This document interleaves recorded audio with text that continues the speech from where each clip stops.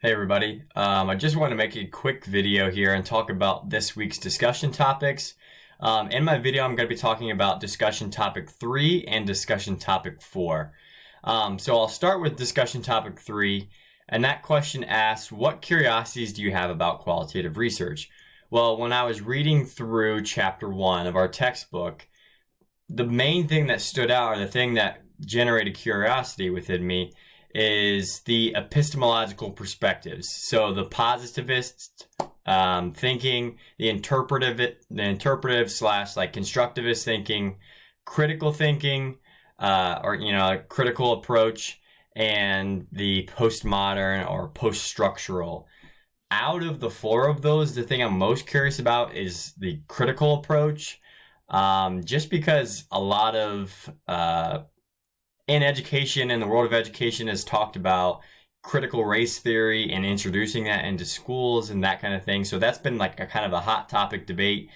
So just kind of learning a little bit more about the critical approach and what the underpinnings of the critical approach is, and that kind of helped me get a better understanding of just where the critical race theory in particular, that's the one I keep thinking of, where that's coming from. So I will go ahead and jump into my next topic here.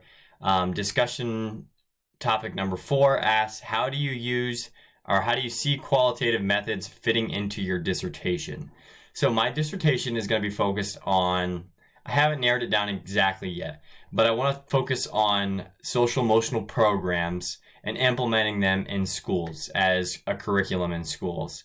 And what I'm planning to do is to select one or two or three programs to implement in different settings, and then compare the results of progress from the different curriculums. So do the students show improvement, both in their well-being, in their academic testing scores, just kind of looking at all the different aspects of pre and post social emotional curriculum intervention.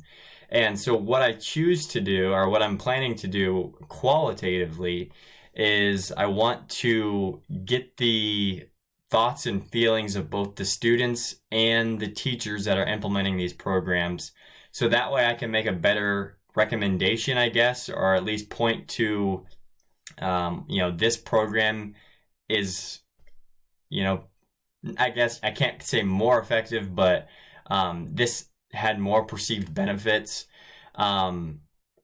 So I'm really interested in hearing the thoughts, especially for like useful information. It would be understanding or having teachers explain, well, I thought this was kind of a waste of time, or this was very tedious, or the kids just kind of glazed over when we were talking about it.